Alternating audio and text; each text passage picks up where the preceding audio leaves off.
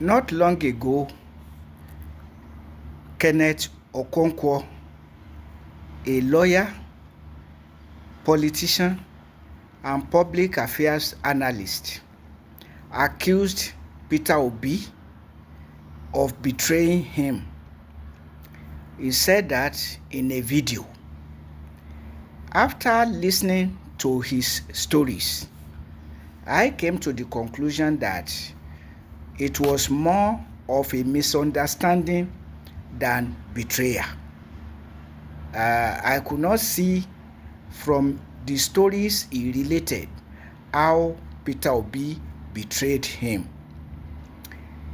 Yes, he suggested some things to Peter Obi, and Peter Obi had his own opinion about the subject. So that's not a betrayal.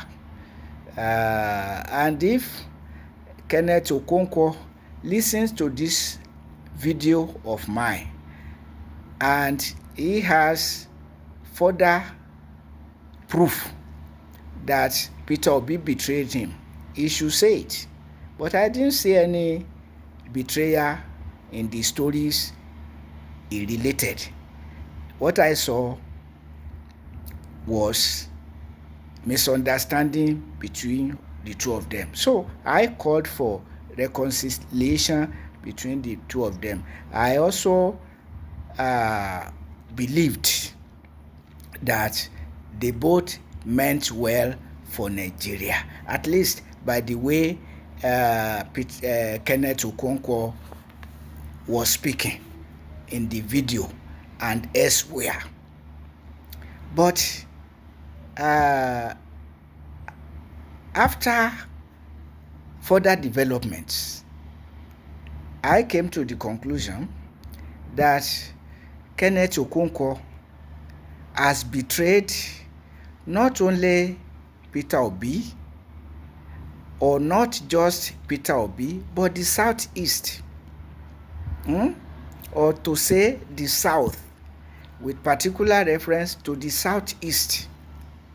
When Kenneth Okonkwo started supporting and upholding the idea that the presidential ticket of the coalition should be open to North and South, not minding the 4 years deficit that will still be in favor of the North against the South by 2027, when another presidential election will be due. So, what is the justification for Okonkwo saying that the presidential ticket of the coalition should be open to North and South rather than to the South that has not completed 8 years like the North in person of Muhammadu Buhari? So, well, he did not say he was speaking for himself. He actually said that is the decision of the coalition. But I'm saying that even if that is the decision of the coalition, is it like Kenneth Okonkwo who should subscribe to that decision? And on what basis? Now I came to see that there is no other reason than Atiku Abubakar, who kept contesting for the presidency since over some years. Yeah, otherwise I don't know any other Northerner who is as desperate as Atiku Abubakar, one of the movers and shakers of the coalition. So, in 2023, the same Atiku Abubakar spoilt the case for the People's Democratic Party.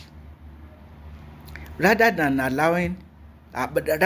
the party fielding somebody from the south after the 8 straight years of Muhammadu Buhari, Atiku from the north said he was bent on contesting for the presidential election so that the north can continue after 8 years, after 8 straight years, 2 terms of presidency by somebody from the north. So where is Atiku's sense of justice? And what is the reason for his desperation to be the ruler of Nigeria at his age? And now Kenneth Okonkwo, who quit the Labour Party, accusing Peter Obi of betraying him, now teaming up with the camp of Atiku Abubakar to say that the coalition's presidential ticket should be open to north and south. So it boils down to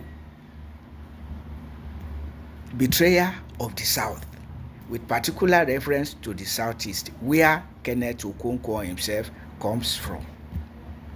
And I ask, what is the difference between Kenneth Okonkwo, the campaign from the camp of Labour Party, Peter Obi's Labour Party, into the camp of Atiku Abubakar, and those the campaign from the People's Democratic Party and Labour Party into the All Progressives Congress? What is the difference between Kenneth Okonkwo and those people? What is the difference? So who has betrayed who now?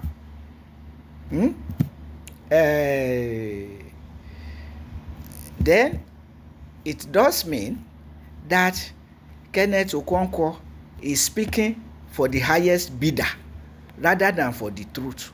Because the truth is that even if you don't want to support the presidential aspiration of Peter Obi, you should not deny the South of the right to produce the next president of Nigeria for another 4 years in 2027 elections. So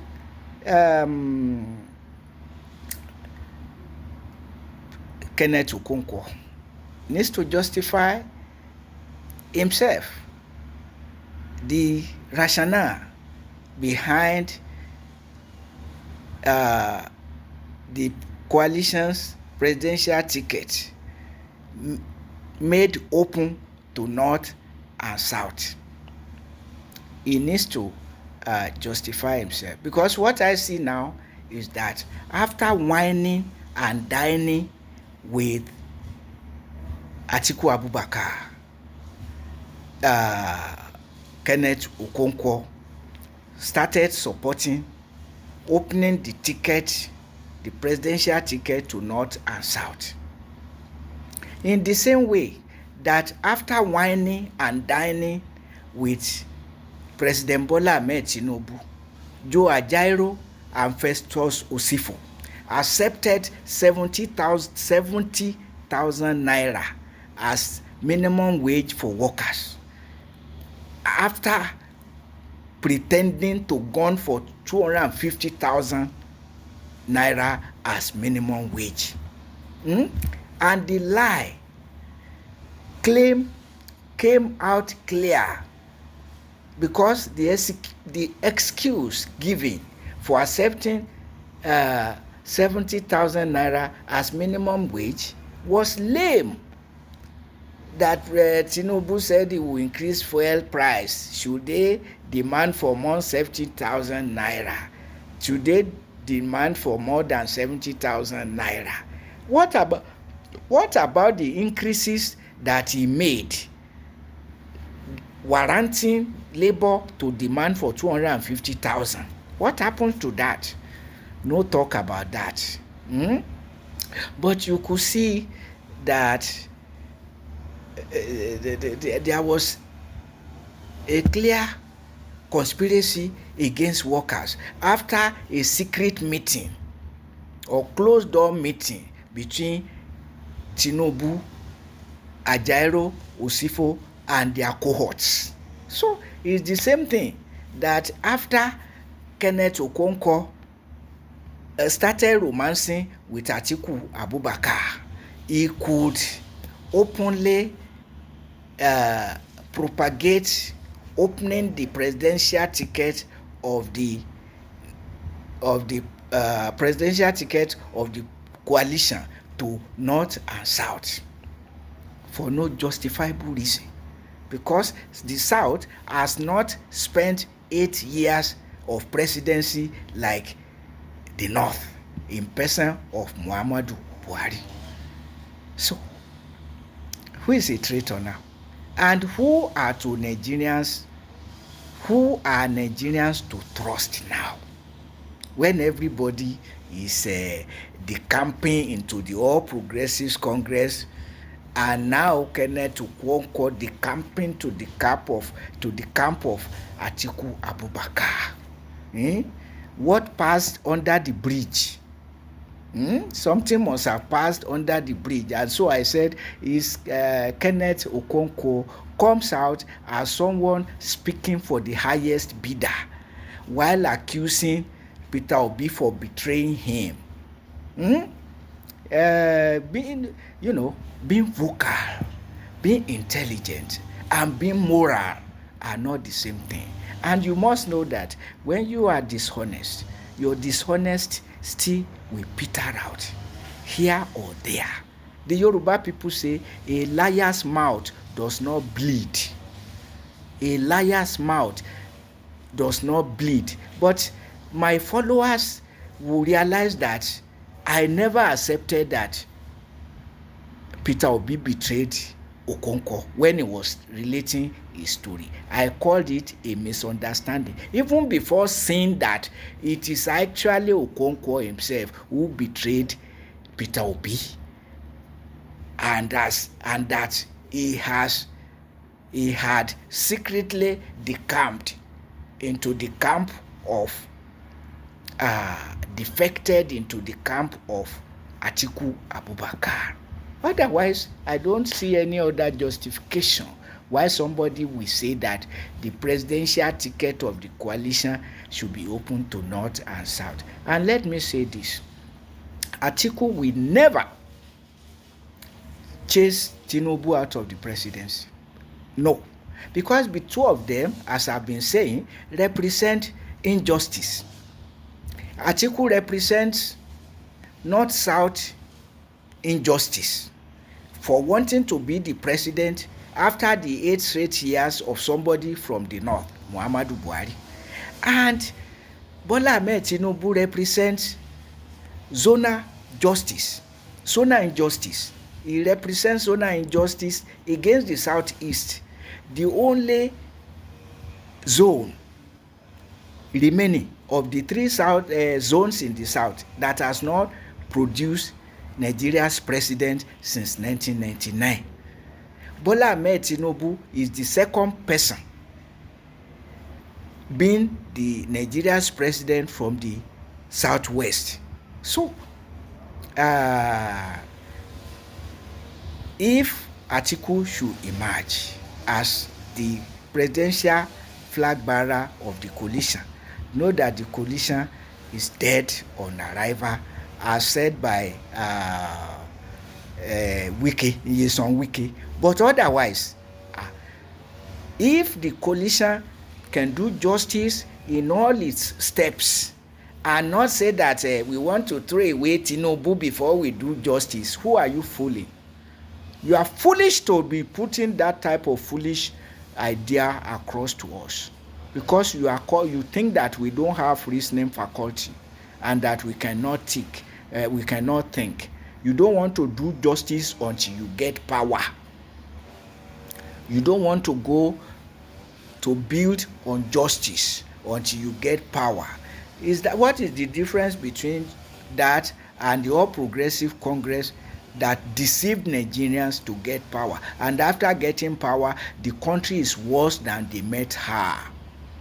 Since 2015 to 2025, a period of more than 12 years, and Nigeria is still worse than APC met her.